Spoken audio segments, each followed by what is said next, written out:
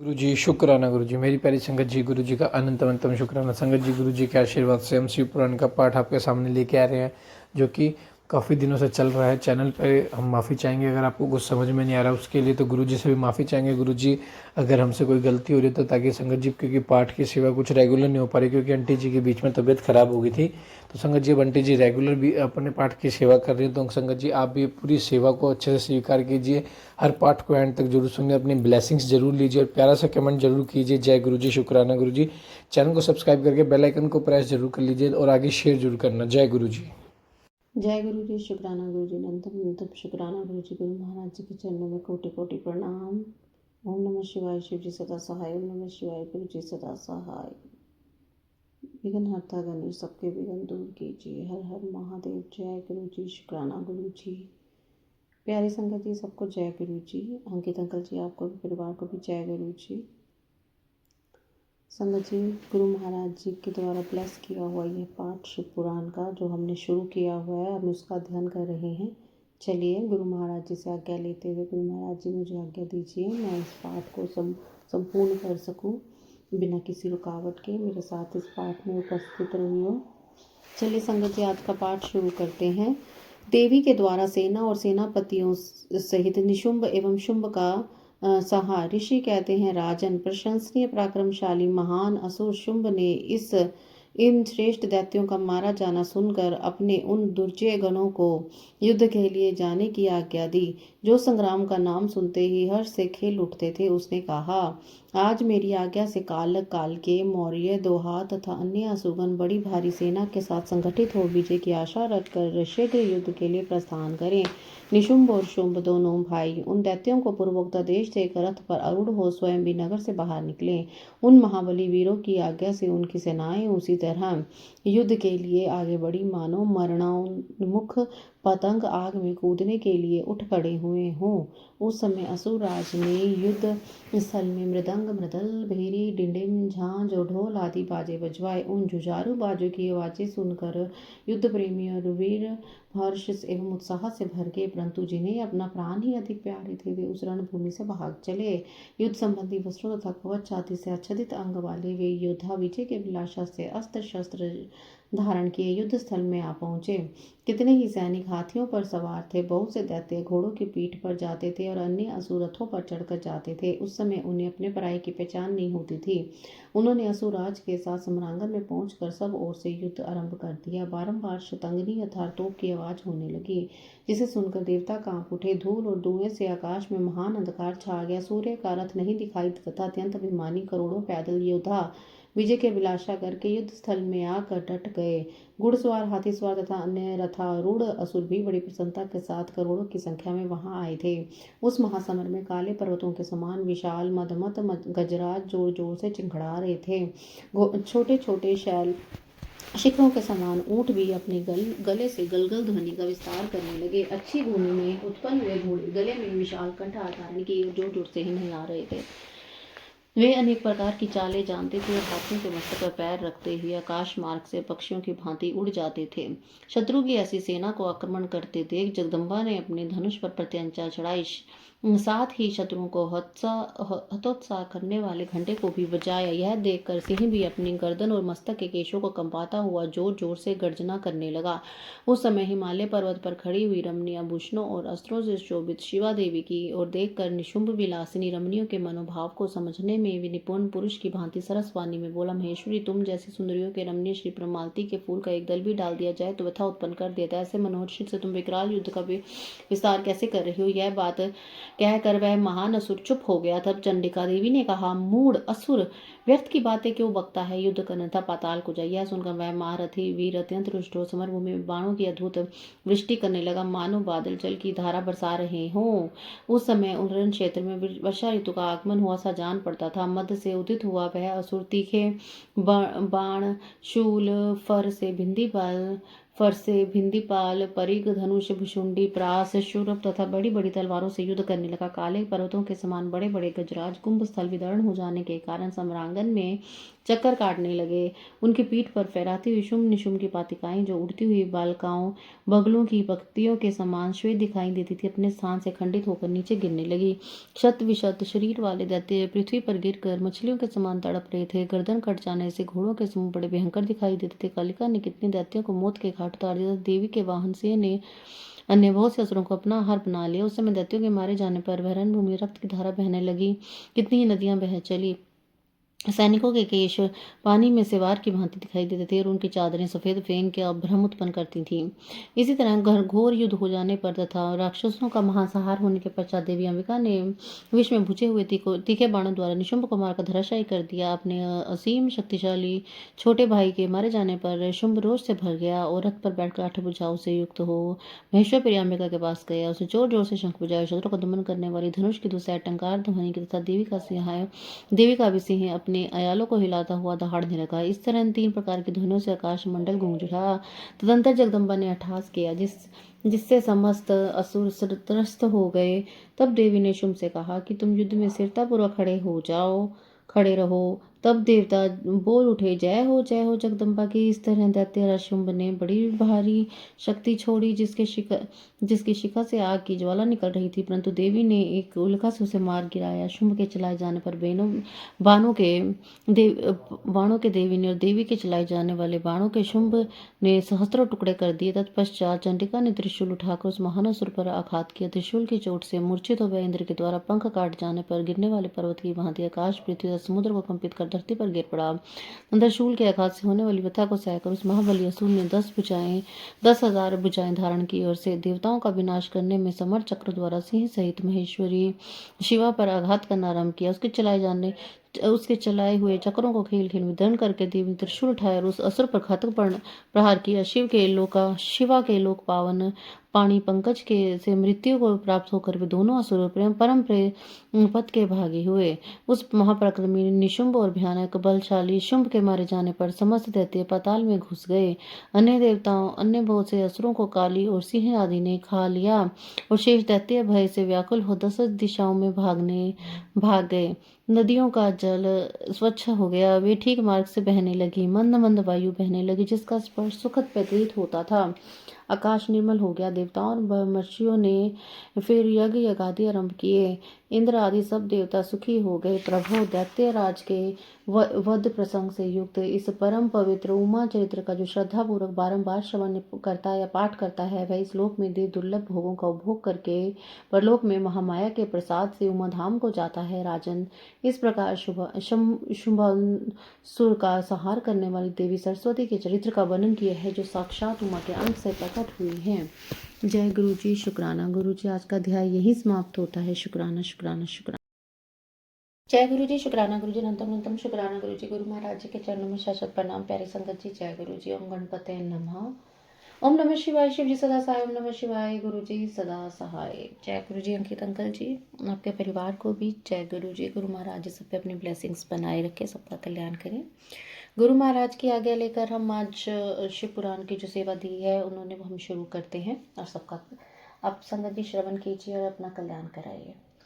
काल या मृत्यु को जीत कर अमृतत्व प्राप्त करने की 4 यौगिक साधनाएं: प्राणायाम, भ्रूमध्य में अग्नि का ध्यान, मुख से वायुपान तथा मुड़ी हुई जीवा द्वारा गले की घंटी का स्पर्श। पार्वती बोली, प्रभु यदि आप प्रसन्न हो तो योगी योगाकाश जनित वायु पद को जिस प्रकार प्राप्त होता है वह सब मुझे बताइए। भगवान शिव ने कहा, सुंदरी, पहले मैंने योगियों के हित की कामना से सब कुछ बताया है, जिसके अनुसार योगियों ने काल पर विजय प्राप्त की थी। योगी जिस प्रकार वायु का स्वरूप धारण करता है उसके विषय में कहा गया है। इसलिए योग शक्ति के द्वारा मृत्यु दिवस को जानकर प्राणायाम में तत्पर हो जाए। ऐसा करने पर आधे मास में ही वह आए हुए काल को जीत लेता है। हृदय में स्थित हुई प्राण वायु सदा अग्नि को उद्दीप्त करने वाली होती है, उसे अग्नि का सहायक बताया गया है। वह वायु बाहर और भीतर सर्वत्र व्याप्त और महान है। ज्ञान और विज्ञान और उत्साह सबकी प्रवृत्ति वायु से ही होती है। जिसने वहां वायु को जीत लिया उसने यह संपूर्ण जगत पर विजय पा ली। साधक को चाहिए कि वे जरा और मृत्यु को जीतने की इच्छा से सदा धारणा में स्थित रहे, क्योंकि योग परायण योगी को भली भांति धारणा और ध्यान में तत्पर रहना चाहिए। जैसे लुहार मुख से धोकरी को फूंक फूंक कर उस वायु के द्वारा अपने सभी कार्य को सिद्ध करते हो, उसी प्रकार योगी को प्राणायाम का अभ्यास करना चाहिए। प्राणायाम के समय जिनका ध्यान किया जाता है वह आराध्य थे परमेश्वर सहस्त्रों मस्तक, नेत्र, पैर और हाथों से युक्त तथा समस्त ग्रंथियों का आवृत करके उनसे भी 10 अंगुल आगे स्थित है। आदि में व्यहति और अंत में शिरो मंत्र सहित गायत्री का 3 बार जप करे और प्राण वायु को रोके रहे। प्राणों के इस आयाम का नाम प्राणायाम है। चंद्रमा और सूर्य आदि ग्रह जा जाकर लौट आते हैं, परंतु प्राणायाम पूर्व ध्यान परायण योगी जाने पर भी आज तक नहीं लौटे हैं, अर्थात मुक्त हो गए हैं। देवी जो द्विज 100 वर्षों तक तपस्या करके कुशों के अग्रभाग से एक जल बूंद पानी पीता है, अर्थात जल पीता है, वह जिस फल को पाता है वही ब्राह्मणों को एक मात्र धारणा तथा प्राणायाम के द्वारा मिल जाता है। जो द्विज सवेरे उठकर एक प्राणायाम करता है वह अपने संपूर्ण पाप को शीघ्र नष्ट कर देता है, ब्रह्मलोक को जाता है। जो आलस्य रहित हो सदा एकांत में प्राणायाम करता है वह जरा और मृत्यु को जीतकर वायु के समान गतिशील आकाश में विचरता है। वह सिद्धों के स्वरूप कांति, मेधा, पराक्रम, शौर्य को प्राप्त कर लेता है। उसकी गति वायु के समान हो जाती है तथा उसे सप्रणीय, सौख्य एवं परम सुख की प्राप्ति होती है। देवेश्वरी योगी जिस प्रकार वायु से सिद्धि प्राप्त कर लेता है वह सब विधान मैंने बता दिया है। अब तेज से जिस तरह वह सिद्धि लाभ करता है उसे भी बता रहा हूँ। जहाँ दूसरे लोगों की बातचीत का कोलाहल नहीं पहुंचता, ऐसे शांत एकांत स्थान में अपने सुखद आसन पर बैठकर चंद्रमा और सूर्य वाम और दक्षिण नेत्र की कांति से प्रकाशित मध्यवर्ती देश भ्रमध्य भाग में जो अग्नि का तेज अव्यक्त रूप से प्रकाशित हो, तसे आलस्य रहित योगी दीपक रहित अंधकार पूर्ण स्थान में चिंतन करने पर निश्चय ही देख सकता है, उसमें संशय नहीं है। योगी हाथ की उंगली से यत्न पूर्वक दोनों नेत्रों को कुछ कुछ दबाए रखे और उनके तारों को देखता हुआ एकाग्र चित्त से आधे मुहूर्त तक उन्हीं का चिंतन करता रहे। तंत्र अंधकार में भी ध्यान करने पर वह ईश्वरीय ज्योति को देख सकता है। वह ज्योति सफेद, लाल, पीली, काली तथा इंद्रधनुष के समान रंग वाली होती है। भोहों के बीच में ललाटवर्ती बाल सूर्य के समान तेज वाले उन अग्निदेव का साक्षात्कार करके योगी इच्छा अनुसार रूप धारण करने वाला हो जाता है, मनोवांछित शरीर धारण करके क्रीड़ा करता है। वह योगी कारण तत्व को शांत करके उसमें अविष्ट होना, दूसरों के शरीर में प्रवेश करना, अन्य आदि गुण को पा लेना, मन से सब कुछ देखना, दूर की बातों को सुनना और जानना, दृश्य हो जाना, बहुत से रूप धारण करने तक आकाश में विचरना इत्यादि सिद्धियों को निरंतर अभ्यास के प्रभाव से प्राप्त कर लेता है। जो अंधकार से परे सूर्य के समान तेजस्वी है, उस महान ज्योति में पुरुष परमात्मा को मैं जानता हूँ। उन्हीं को जानकर मनुष्य काल या मृत्यु को लांघ लेता है। मोक्ष के लिए इसके सिवा दूसरा कोई मार्ग नहीं है। देवी, इस प्रकार मैंने तुमसे तेज तत्व के चिंतन की उत्तम विधि का वर्णन किया, जिससे योगी काल पर विजय पाकर अमृतत्व को प्राप्त कर लेता है। देवी, अब पुनः दूसरा श्रेष्ठ उपाय बताता हूँ जिससे मनुष्य की मृत्यु नहीं होती। देवी, ध्यान करने वाले योगियों की चौथी गति साधना बताई जाती है। योगी अपने चित्त को वश में करके यथो योग्य स्थान में सुखद आसन पर बैठे हुए शरीर को ऊंचा करके अंजलि बांधकर चोंच किसी आकृति वाले मनुष्य के मुख के द्वारा धीरे धीरे वायु का पान करे। ऐसा करने से क्षण भर में तालू के भीतर स्थित जीवनदायी जल की बूंदें टपकने लगती हैं। उन बूंदों को वायु के द्वारा लेकर सूंघे। वह शीतल जल अमृत स्वरूप है। जो योगी उसे प्रतिदिन पीता है वह कभी मृत्यु के अधीन नहीं होता। उसे भूख प्यास नहीं लगती, उसका शरीर दिव्य और तेज महान हो जाता है। वह बल में हाथी और घोड़े के वेग में घोड़े के समानता करता है। उसकी दृष्टि गरुड़ के समान तेज हो जाती है और उसे दूर की बातें सुनाई देती हैं। उसके केश काले काले घुंघराले हो जाते तथा अंग कांति गंधर्व एवं विद्याधरों की समानता करती है। वह मनुष्य देवताओं के वर्षों से भी 100 वर्ष तक जीवित रहता है तथा अपनी उत्तम बुद्धि के लिए वह बृहस्पति के तुल्य हो जाता है। उसमें इच्छा अनुसार विचरने की शक्ति आ जाती है और वह सदा ही सुखी रहकर आकाश में विचरने की शक्ति प्राप्त कर लेता है। वरानने, अब मृत्यु पर विजय पाने की पुनः दूसरी विधि बता रहा हूँ जिस देवताओं ने प्रयत्न पूर्वक छिपा रखा है। तुम उसे सुनो। योगी पुरुष अपनी जीवा को मोड़कर तालू में लगाने का प्रयत्न करें। कुछ काल तक ऐसा करने से क्रमशः लंबी होकर गले की घाटी तक पहुंच जाती है। तदंतर जब जीवा से गले की घाटी सटती है तब शीतल सुधा का स्त्राव करती है। उस सुधा को जो योगी पीता है वह अमृतत्व को प्राप्त हो जाता है। संगत जी, आज का अध्याय यहीं समाप्त होता है। जय गुरु जी, हर हर महादेव। जय गुरु जी, शुक्राना गुरु जी, अनंतम शुक्राना गुरु जी। गुरु महाराज जी के चरणों में कोटि कोटि प्रणाम। शुक्राना शुक्राना शुक्राना गुरु जी महाराज।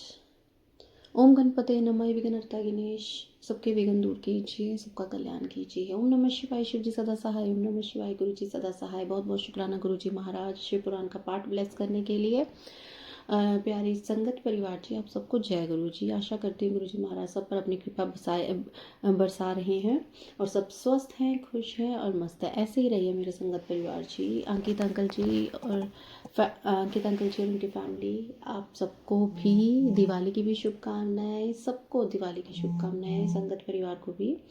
और आप पर गुरु महाराज जी हमेशा अपनी ब्लेसिंग्स बनाए रखें, आपके बच्चों को स्वस्थ रखें, रोग विकार सबसे मुक्त रखें।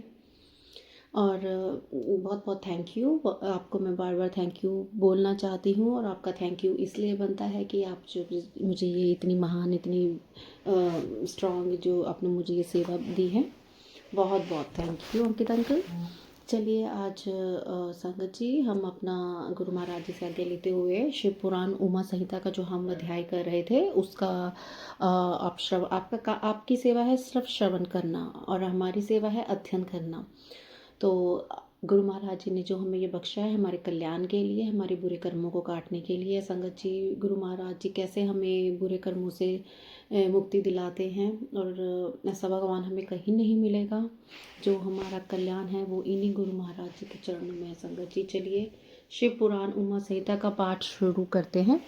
भगवती उमा के कालिका अवतार की कथा, समाधि और सूरत के समक्ष मेधा का देवी की कृपा से मधु कैटभ के वध का प्रसंग सुनाना।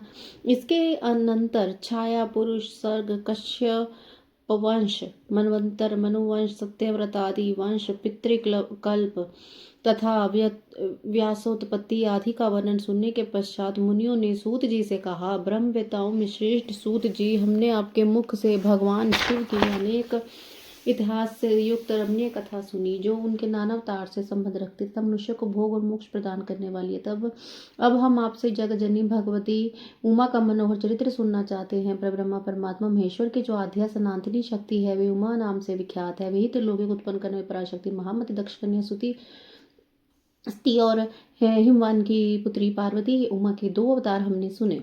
सूची अब इनके दूसरे अवतारों का वर्णन कीजिए। लक्ष्मी जननी जगदम्बा उमा के गुणों को सुनने से कौन बुद्धिमान पुरुष विरत हो सकता है। ज्ञानी पुरुष भी कभी उनके कथा श्रवण के शुभ अवसर को नहीं छोड़ते। वेदा मेतम पुरुषम महांतमदित्य वर्णम तमसः परस्तात् तमेव विद्यात्वति मृत्युमिति नान्यः पंथा विद्यते प्रायणाहि। सूची ने कहा, महात्माओं तुम लोग धन्य हो और सर्वदा कृत्य हो, क्योंकि पराम्बा उमा के महान चरित्र के विषय में पूछ रहे हो। जो इस कथा को सुनते, पूछते और बाँचते हैं उनके चरण कमलों की धूलि को तो ऋषियों ने तीर्थ माना है। जिनका चित्त परम संवित स्वरूपा श्री उमा देवी के चिंतन में लीन है वे पुरुष धन्य हैं, कृत्य हैं। उनकी माता और कुल भी धन्य हैं। जो समस्त कारणों के भी कारण रूपा देवेश्वरी उमा की स्तुति नहीं करते वे माया के गुणों से मोहित या भाग्यहीन है, इसमें संशय नहीं है। जो करुणा सागर की सिंधु स्वरूपा महादेवी का भजन नहीं करते वे संसार रूपी घोर अंधकूप में पड़े रहते हैं। जो देवी उमा को छोड़कर दूसरे देवी देवताओं की शरण लेते हैं वह मानो गंगा जी को छोड़कर प्यास बुझाने के लिए मरुस्थल के जलाशय के पास जाता है, जिसके स्मरण मात्र से धर्म आदि 4 पुरुषार्थों की अनायास प्राप्ति होती है। उन देवी उमा की आराधना कौन श्रेष्ठ पुरुष छोड़ सकता है। पूर्व काल में महामुनि सूरत ने महर्षि मेधा से यही बात पूछी थी। उसमें मेधा ने जो उत्तर दिया वही बता रहा हूँ, तुम लोग सुनो। पहले स्वरुचि मणिवंतर में विरथ नाम से प्रसिद्ध एक राजा हो गए। उनके पुत्र सुरथ हुए जो महान बल और पराक्रम से संपन्न थे। वे दान निपुण, सत्यवादी, स्वधर्म कुशल, विद्वान, देवी भक्त, दया सागर तथा प्रजोजनों का भली भांति पालन करने वाले थे। इंद्र के समान तेजस्वी राजा सूरत के पृथ्वी पर शासन करते समय 9 ऐसे राजा हुए जो उसके हाथ से भूमंडल का राज्य छीन लेने के प्रयत्न में लगे थे। उन्होंने भोपाल सूरत की राजधानी कोल्हापुरी को चारों ओर से घेर लिया। उनके साथ राजा का बड़ा भयंकर युद्ध हुआ। उनके शत्रुघ्न बड़े प्रबल थे, अतः युद्ध में भोपाल सूरत की पराजय हुई। शत्रुओं ने सारा राज्य अपने अधिकार में करके सूरत को कोल्हापुरी से निकाल दिया। राजा अपनी दूसरी पुरी में आए और वहां मंत्रियों के साथ रहकर राज्य करने लगे, परंतु प्रबल विपक्षियों ने वहां भी आक्रमण करके उन्हें पराजित कर दिया। दैवयोग से राजा के मंत्री आदि गण भी उनके शत्रु बन बैठे और खजाने से जो धन संचित था वह सब उन विरोधी मंत्री ने आदि ने उनके हाथ में दे दी, अपने हाथ में कर लिया। तब राजा सूरत शिकार के बहाने अकेले ही घोड़े पर सवार होकर नगर से बाहर निकले और गहन वन में चले गए। वहां इधर उधर घूमते हुए राजा ने एक श्रेष्ठ मुनि का आश्रम देखा जो चारों ओर फूलों के बगीचों से लगे होने के कारण बड़ी शोभा पा रहा था। वहां वेद मंत्रों की ध्वनि गूंज रही थी। जब सब जीव जंतु शांत भाव से रहते थे, मुनि के शिष्य पर शिष्य तथा उन पे शिष्यों ने उस आश्रम को सब ओर से घेर रखा था। महामते विप्रवर मेधा के प्रभाव से उस आश्रम में महाबली व्याघ्र आदि अल्प शक्ति वाले गौ आदि पशुओं को पीड़ा नहीं देते। वहां जाने पर मुनीश्वर मेधा ने मीठे वचन, भोजन और आसन द्वारा उन परम दयालु विद्वान नरेश का आदर सत्कार किया। एक दिन राजा सूरत बहुत ही चिंतित और मोह के वशीभूत होकर अनेक प्रकार से विचार कर रहे थे। इतने में वहां एक वैश्या पहुंचा। राजा ने पूछा, भैया तुम कौन हो और किस लिए आए हो? क्या कारण है कि तुम दुखी दिखाई दे रहे हो, यह मुझे बताओ। राजा के मुख से मधुर वचन सुन के वैश्य पुरुष समाधि ने दोनों नेत्रों से आंसू बहाते हुए प्रेम और निम्रता पूर्वक वाणी में इस प्रकार उत्तर दिया। वैश्य बोला, राजन मैं वैश्य हूँ, मेरा नाम समाधि है, मैं धनी के कुल में उत्पन्न हुआ हूँ, परंतु मेरे पुत्र और पुत्री आदि ने धन के लोभ से मुझे घर से बाहर निकाल दिया था। अपने प्रथम कर्म से दुखी होकर मैं वन में चला गया हूँ। करुणा सागर प्रभु, यहाँ आकर मैं पुत्रों पौत्रों पत्नी भतीजे भाई तथा अन्य सुहृदों का कुशल समाचार नहीं जान पाता। राजा बोले, जिन दुराचारित धन के लोभी पुत्र आदि ने तुम्हें निकाल दिए हैं, उनके प्रति मूर्ख जीव की भांति तुम प्रेम क्यों करते हो? वैश्य ने कहा, राजन आपने उत्तम बात कही, आपकी वाणी सार गर्भी तथापि स्नेह पाश से बंधा हुआ मेरा मन अत्यंत मोह को प्राप्त हो रहा है। इस तरह मोह से व्याकुल हुए वैश्य और राजा दोनों मुनिवर मेधा के पास गए। वैश्य सहित राजा ने हाथ जोड़कर मुनि को प्रणाम किया और इस प्रकार कहा, भगवान आप हम दोनों के मोह पाश को काट दीजिए। मुझे राजलक्ष्मी ने छोड़ दिया है, मैंने गहन वन की शरण ली, तथापि राज्य छिन जाने के कारण मुझे संतोष नहीं। और यह वैश्य है जिसे स्त्री आदि स्वजनों ने घर से निकाल दिया, तथापि उनकी ओर से ममता दूर नहीं हो रही है। इसका क्या कारण है बताइए। समझदार होने पर भी हम दोनों का मन मोह के व्याकुल हो गया है, यह तो बड़ी भारी मूर्खता है। ऋषि बोले, राजन सनातन शक्ति स्वरूपा जगदम्बा महामाया कही गई है, वे ही सबके मन को खींचकर मुंह में डाल देती है। प्रभु उनकी माया से मोहित होने के कारण ब्रह्मादि समस्त देवता भी परम तत्व को नहीं जान पाते। फिर मनुष्य की तो बात ही क्या है, वे परमेश्वरी रज सत्व और तम इन तीनों गुणों का आश्चर्य समन्वय संपूर्ण विश्व की सृष्टि पालन सहार करती है। विशेष जिसके ऊपर वे इच्छा अनुसार रूप धारण करने वाली वरदायिनी जगदम्बा प्रसन्न होती है, वही मोह के घेरों को लांघ पाता है। राजा ने पूछा, मुने जो सबको मोहित करती है वे देवी महामाया कौन है और किस प्रकार उनका प्रादुर्भाव हुआ, यह कृपा करके मुझे बताइए। ऋषि बोले, जब सारा जगत एक आनंद के जल में निमग्न था, योगेश्वर भगवान केशव शेष की शैया बिछाकर युग निद्रा का आश्चर्य शयन कर रहे थे। उन्हीं दिनों भगवान विष्णु के कानों से मल नामक दो असुर उत्पन्न हुए, जो भूतल पर मधुर कैटप के नाम से विख्यात हैं। वे दोनों विशाल काय घोर असुर प्रलयकार के सूर्य की भांति तेजस्वी थे। उनके जबड़े बहुत बड़े थे, उनके मुख दाढ़ों के कारण ऐसे विकराल दिखाई देते थे मानो वे संपूर्ण जग खा जाने के लिए उद्यत हो। उन दोनों ने भगवान विष्णु की नाभि से प्रकट हुए कमल के ऊपर विराजमान ब्रह्मा को देखकर पूछा, अरे तुम कौन हो? ऐसा कहते हुए वे उन्हें मार डालने के लिए उद्यत हो गए। ब्रह्मा जी ने कहा, ये दोनों दैत्य आक्रमण करना चाहते हैं और भगवान जनार्दन समुद्र के जल में सो रहे हैं। और जब उन्होंने परमेश्वर का स्तवन किया तो उनसे प्रार्थना की, अंबिके तुम इन दोनों दुर्जय असुरों को मोहित करो और जन्म भगवान नारायण को जगा दो। ऋषि कहते हैं कि इस प्रकार मधुर कैटप नाश के लिए ब्रह्मा जी की प्रार्थना करने पर संपूर्ण विद्याओं के देवी जगत जननी महाविद्या फाल्गुन शुक्ला द्वादशी को त्रिलोक के मोहिनी शक्ति के रूप में प्रकट हो महाकाली के नाम से विख्यात हुई। तदंतर आकाशवाणी हुई, कमलासन डरो मत, आज युद्ध में मधु कैटप को मारकर मैं तुम्हारे कंटक का नाश करूंगी। यो कहकर वे माँ माया श्री हरि के नेत्र और मुख आदि से निकलकर ये व्यक्ति जन्मा ब्रह्मा के दृष्टिपात में आकर खड़ी हो गई। फिर तो देवादिदेव ऋषि के जनार्दन जाग उठे। उन्होंने अपने सामने दोनों दैत्य मधु और कैटप को देखा। उन दैत्यों के साथ अतुल तेजस्वी विष्णु का 5000 वर्षों तक बाहु युद्ध हुआ। तब महामाया के प्रभाव से मोहित हुए उन दानवों ने श्रेष्ठ दानवों ने लक्ष्मीपति से कहा, तुम हमसे मनोवांछित वन ग्रहण करो। नारायण बोले, यदि तुम लोग प्रसन्न हो तो मेरे हाथ से मारे जाओ, यही मेरा वर है, इसे दे दो, मैं तुम दोनों से दूसरा वर नहीं मांगता। ऋषि बोले, उन असुरों ने देखा सारी पृथ्वी कर्ण के जल में डूबी हुई है। तब वे केशव से बोले, हम दोनों को ऐसी जगह मारो जहाँ जल से भीगी हुई धरती ना हो। बहुत अच्छा कहकर भगवान विष्णु ने अपना परम तेजस्वी चक्र उठाया और जांग पर उनके मस्तक पर रखकर काट डाला।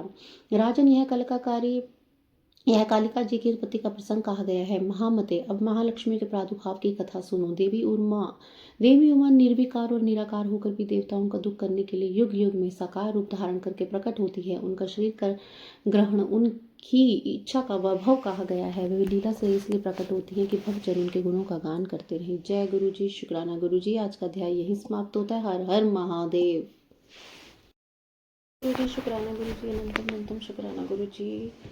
प्यारी संगत जी आपको भी जय गुरु जी। अंकित अंकल जी आपको भी जय गुरु जी। बहुत बहुत शुक्राना गुरु जी महाराज। ओम गणपते नमः।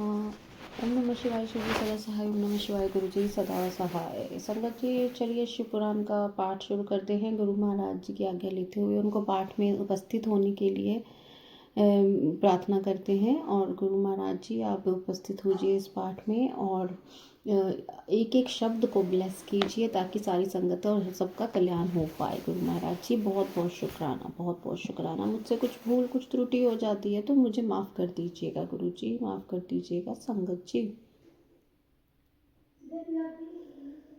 संपूर्ण देवताओं के तेज से देवी का महालक्ष्मी रूप में अवतार और उनके द्वारा महिषासुर का वध। ऋषि कहते हैं राजन रंभ नाम से प्रसिद्ध एक असुर था जो दैत्य वंश का शिरोमणि माना जाता था। उससे महातेजस्वी महिष नामक दानव का जन्म हुआ। दानव राज महिष समस्त देवताओं को युद्ध में पराजित करके देवराज इंद्र के सिंहासन पर जा बैठा और स्वर्ग लोक में रहकर त्रिलोकी का राज्य करने लगा। तब पराजित हुए देवता ब्रह्मा जी की शरण में गए। ब्रह्मा जी उन सबको साथ लेकर उस स्थान पर गए जहाँ भगवान शिव और विष्णु विराजमान थे। वहां पहुंचकर सब देवताओं ने शिव और केशव को नमस्कार किया और अपना सब वृत्तांत यथार्थ रूप से ब्यौरेवार कह सुनाया। वे बोले, भगवान दुरात्मा महिषासुर ने हम सबको सम्रांगन में जीत कर स्वर्ग लोक से बाहर निकाल दिया है, इसलिए हम इस मृत्यलोक में भटक रहे हैं और कहीं भी हमें शांति नहीं मिल रही है। उस असुर ने इंद्र आदि देवताओं की कौन कौन सी दुर्दशा नहीं की। सूर्य, चंद्रमा, वरुण, कुबेर, यम, इंद्र, अग्नि, वायु, गंधर्व, विद्याधर और चारण, इन सब के अर्थात अन्य लोगों के जो भी कर्तव्य कर्म हैं उन सबको यह पापात्मा असुर स्वयं ही करता है। उसने दैत्य पक्ष को अभेदान कर दिया है, इसलिए हम सब देवता आपकी शरण में आए हैं। आप दोनों हमारी रक्षा करें और उस असुर के वध का उपाय शीघ्र ही सोचें, क्योंकि आप दोनों ऐसा करने में समर्थ हैं। देवताओं की बात सुनकर भगवान शिव और विष्णु ने अत्यंत क्रोध किया। रोष के मारे जाने पर उनके नेत्र घूमने लगे। तब अत्यंत क्रोध से भरे हुए भगवान शिव और विष्णु के मुख से तथा अन्य देवताओं के तेज शरीर से तेज प्रकट हुआ। तेज का वह महान पुंज अत्यंत प्रज्वलित हो दसों दिशाओं में प्रकाशित हो उठा। दुर्गा जी के ध्यान में लगे हुए सब देवताओं ने उस तेज को प्रत्यक्ष देखा। संपूर्ण देवताओं के शरीर से निकला हुआ अत्यंत भीषण तेज एकत्र हो गया, एक नारी के रूप में परिणित हो गया। वह नारी साक्षात महिषी मर्दिनी देवी ही थी। उनका प्रकाशमान मुख भगवान शिव के तेज से प्रकट हुआ। भुजाएं विष्णु के तेज से उत्पन्न हुई। केश यमराज के तेज से विभूत हुए। इनके दोनों स्तन चंद्रमा के तेज से प्रकट हुए। कटिभाग इंद्र के तेज से तथा जंगा और उरु वरुण के तेज से पैदा हुए थे। पृथ्वी के तेज से नितंब और ब्रह्मा जी के तेज से दोनों चरणों का विवाह हुआ था। पैरों की उंगलियां सूर्य के तेज से और हाथों की उंगलियां वसुओं के तेज से उत्पन्न हुई थी। नासिका कुबेर के, दांत प्रजापति के, तीनों नेत्र अग्नि के, दोनों भुवं सात्यघन के, दोनों कान वायु के तथा अन्य देवताओं के तेज से प्रकट हुए थे। इस प्रकार देवताओं के तेज से प्रकट हुई कमलालिया लक्ष्मी ही वह परमेश्वरी थी। संपूर्ण देवताओं के तेज और आचित से वह प्रकट हुई उन देवी को देखकर सब देवताओं को बड़ा हर्ष हुआ, परंतु उनके पास कोई अस्त्र नहीं था। यह देख ब्रह्मा आदि देवेश्वर ने शिवा देवी को अस्त्र शस्त्र से संपन्न करने का विचार किया। तब महेश्वर ने महेश्वरी को शूल समर्पित किया। भगवान विष्णु ने चक्र, वरुण से पाश, अग्निदेव से शक्ति, वायु देवता ने धनुष और बाणों से भरे 2 तरकश तथा यह शचीपति इंद्र ने वज्र एवं घंटा प्रदान किए। यमराज ने कालदंड, प्रजापति ने अक्षमाला, ब्रह्मा ने कुमांड तथा सूर्यदेव ने समस्त रोमकूपों में अपनी किरणें अर्पित की। काल ने उन्हें चमकती हुई ढाल और तलवार दी। क्षीर सागर ने सुंदर हार तथा बिना पुराने होने वाले 2 दिव्य वस्त्र भेंट किए।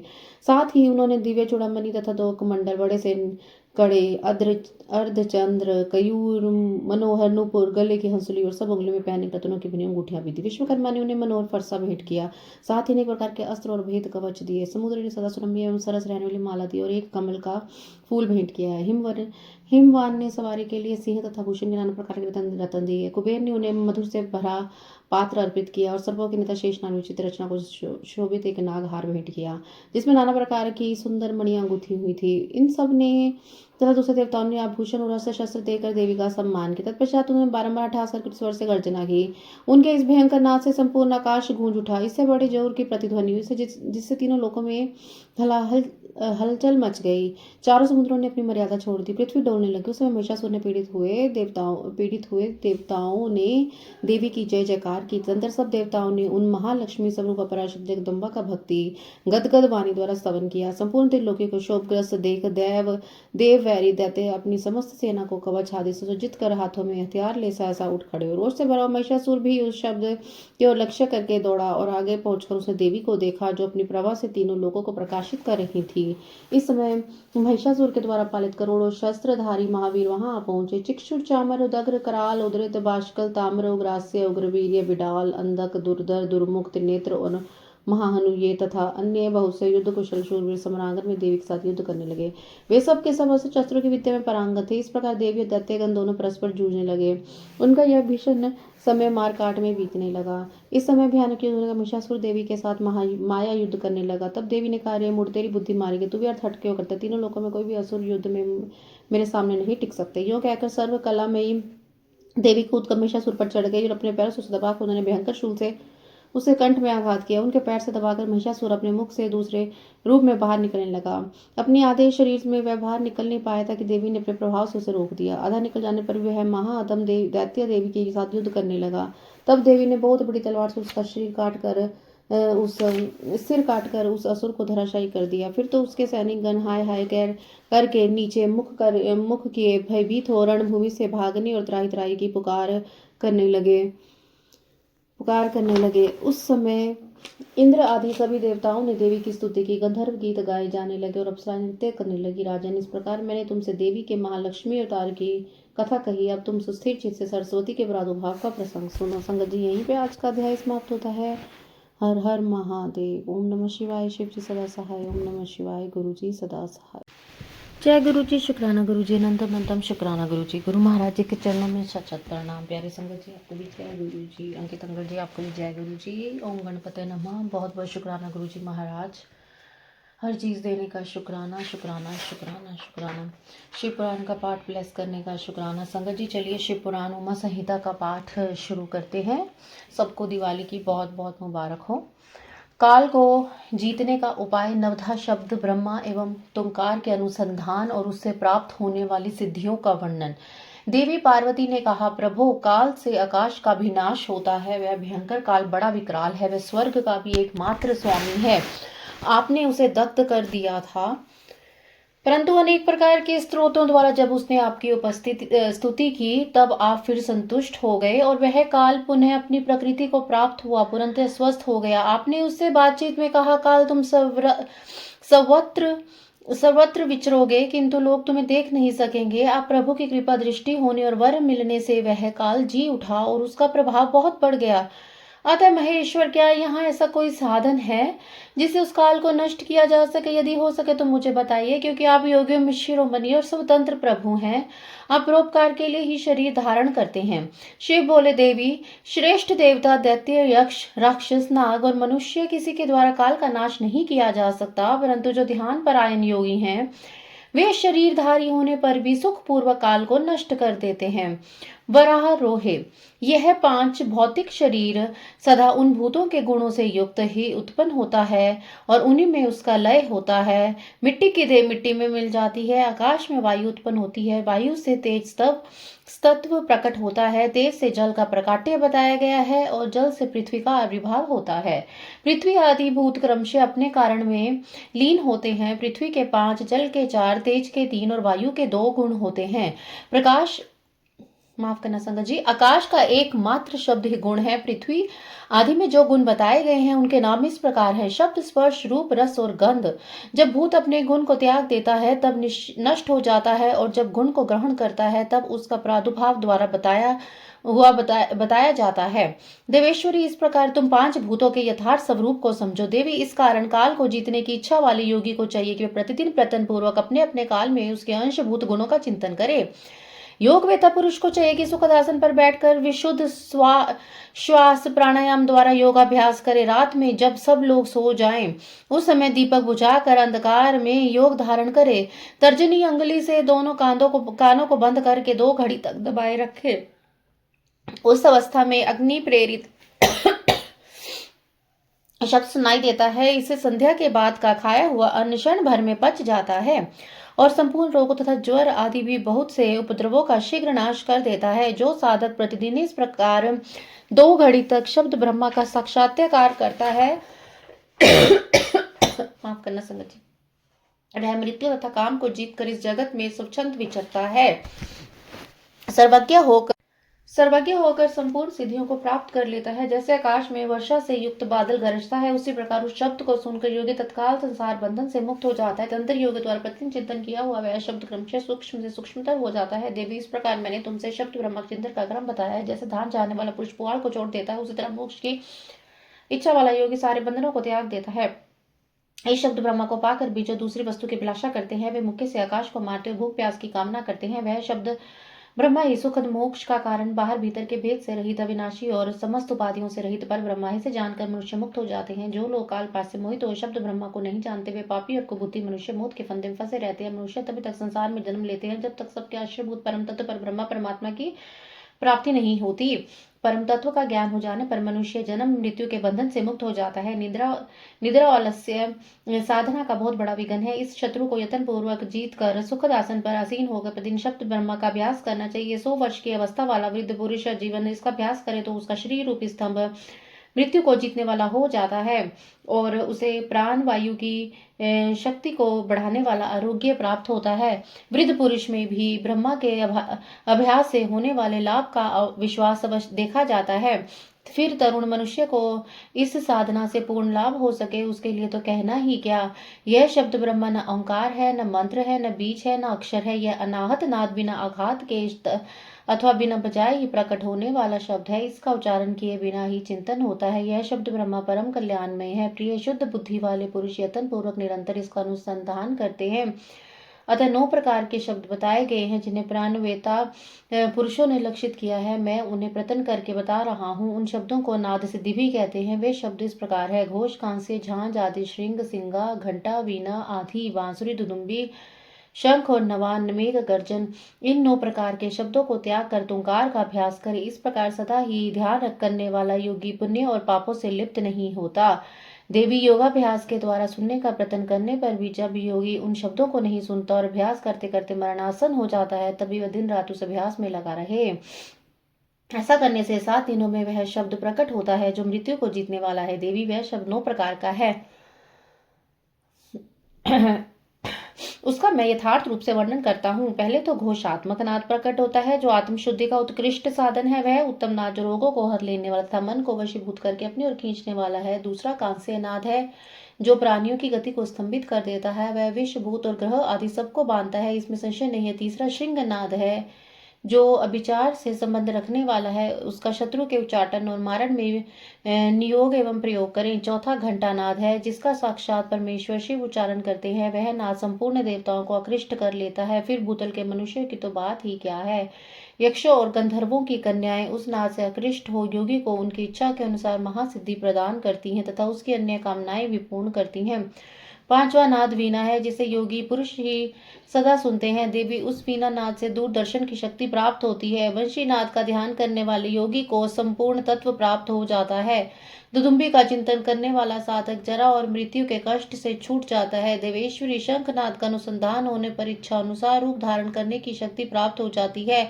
मेघनाद के चिंतन से योगी को कभी विपत्ति का सामना नहीं करना पड़ता। वरानने, जो प्रतिदिन एकाग्रचित से ब्रह्मा रूपी तुंकार का ध्यान करता है उसके लिए कुछ भी असाध्य नहीं होता है। उसे मनोवांछित सिद्धि प्राप्त हो जाती है। वह सर्वज्ञ, सर्वदर्शी और इच्छानुसार रूपधारी होकर सर्वत्र विचरण करता है, कभी विकारों के वशीभूत नहीं होता। वह साक्षात शिव ही है, इसमें संशय नहीं है। परमेश्वरी, इस प्रकार मैंने तुम्हारे समक्ष शब्द ब्रह्मा के नवधा रूप का पुरंतः वर्णन किया। और क्या सुनना चाहती हो? जय गुरु जी, शुक्राना गुरु जी। यहीं आज का अध्याय समाप्त होता है। जय गुरु जी।